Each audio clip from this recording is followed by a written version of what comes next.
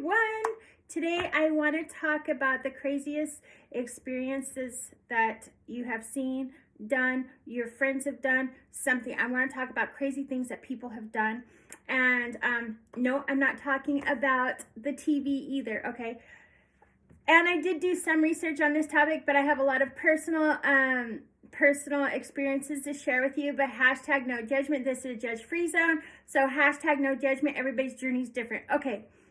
So one of the things that I was doing research on, that somebody would either on a dare or for money to lick the floor of a bus, perhaps a transit bus or a school bus. They would lick the floor for either on a dare or because of money.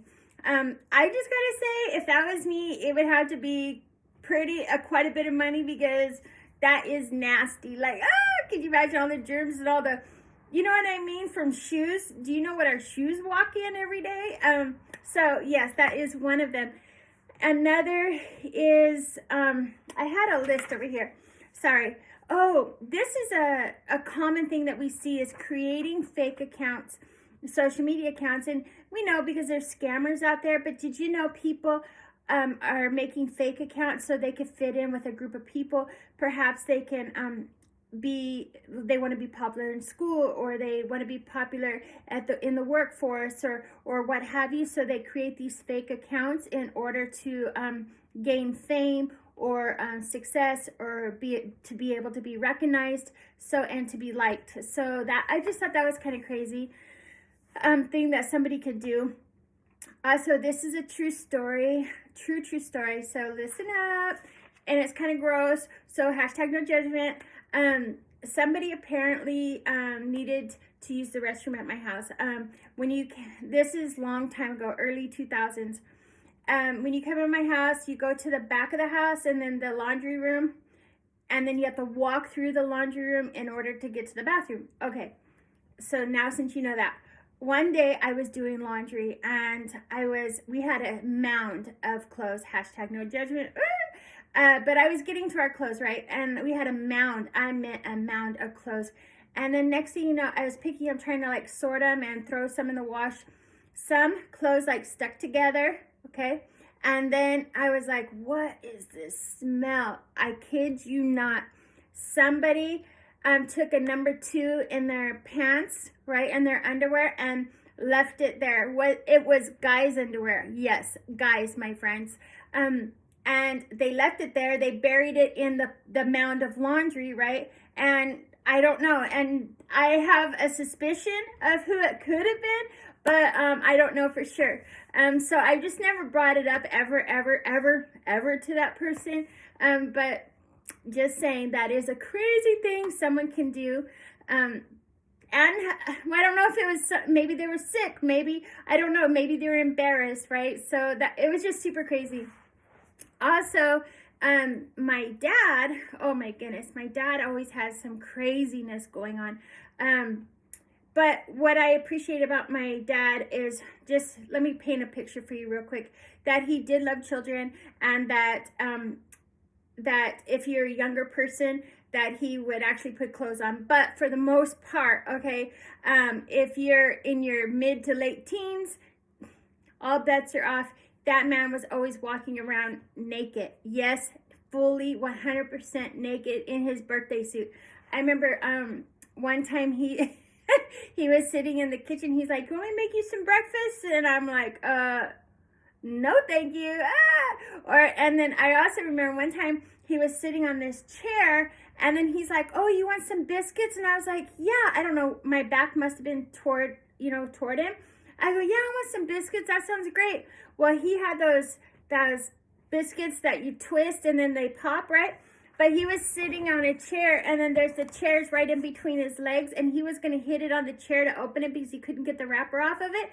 And then I saw what he was going to do with to make the biscuits. I freaked out. I went over there with go-go gadget arms so fast and grabbed the biscuits. I was like, "Oh no, you don't. Like, you are not going to ruin my biscuits." But I didn't know, I thought he already made them. I didn't know what was going on until I turned around, and I freaked out. I was like, no. So anyways, that's kind of crazy. But my dad did that in his latter years. I think 60s and 70s. So, and I was already an adult, 30s, 40s, right? So, but if I did bring people over to his house, I give them fair warning. Adult people, like my friends or whatever, I'm like, do not sit down if he's standing up. Keep eye contact at all times, and don't make fun or whatever, because it feels like if the more, I don't know, attention he got, the louder his response was, or the crazier that his response was. So I did warn my friends for that, for sure. But anyways, okay. So also, I was looking at my paper, some other stuff that went wrong. Oh, well, this is just a crazy example. I don't know if it's a crazy thing that someone did, but it was just a crazy example. Back in the Eminem, remember when Eminem, the singer, was very popular? Eminem was tall, slender, the platinum white short hair, right? And he was just popular in the late 90s or early 2000s. Okay, maybe even 2000. Anyways, well, my brother loved his music, and it suited my brother because my brother was thin. He had the blonde hair. He was tall. I mean, like, it really worked for him to like that singer. Well, anyways, we were coming back from the gas station, my brother and I, and I was driving a 1977 Lincoln, and we turned. And my brother is in the passenger side, I'm in the driver's side. We turned, and this car T-boned me, right? And it T-boned me so hard that the jaws of life had to get that girl out of her car. Okay, but here's the crazy part. My brother, 6'1", 6'2", got out of that car, out of the Lincoln, because it was a summer day, and so we had windows down, jumped out of that Lincoln so fast, and booked it to the house before anybody could see him.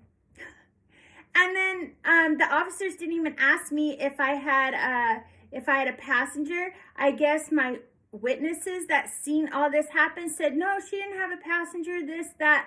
That's how fast he got out of my car. He was so, well, I don't know, he has a colorful past, my brother did, and so he was like, nope, I ain't getting caught up in this, right? And then got out of my car. So that's how fast he had. Well, anyways, my Lincoln got hit so hard. I mean, those Lincolns are like 5,000 pounds, right? And they're 19 and a half feet long. Well, it got hit so hard that it pushed the whole car, and it went over a stop sign, and then it buckled the dashboard. But I wasn't hurt. My brother wasn't hurt. But the poor lady that hit us, the poor gal that hit us, she was really hurt. But anyways, so that was like super strange. I don't know, for some reason I put that on my list today. I just thought that was just like super strange things that people do. And then also something very similar to that story, very similar to that type of story that someone would do, which is another experience of mine. The early 2000s, late 1990s, early 2000s, I was married to my first husband, and I was married back then. Well, okay, he didn't have a driver's license, and usually he was riding dirty, right? Either with like marijuana or alcohol or something. He's just not supposed to be driving or in a car. He's just a hot mess, right? Well, we had a big F-250, a red one. He was about to hop onto the highway, or right when he hopped on the highway, let's say he just barely hopped on the highway. I meant barely. And then the drive line fell out on the highway, so it stopped that big old F-250 truck, right? Well, he calls me. He's like, Andrea, and he told me the story. So I was like, okay. So I hurried up. It was only like 2 blocks from where he was, right? We lived right next to the highway, and I drove, and I got there, and thank goodness I got there in the nick of time because the traffic started to back up.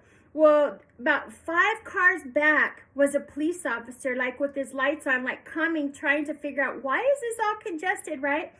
Well, when the police officer came, at that point, I already parked. I was behind the red truck. And then the officer came out and goes, so who's driving the truck and what's going on? And then my husband, get this, the one that was driving the truck, he goes, oh, she was. I was just checking if she needed help. Are you okay, ma'am? Do you got this covered? Okay, you do? Okay, great. And then he took off in the car. I came in, and then he just drove away. And then so I was stuck on the highway with the truck.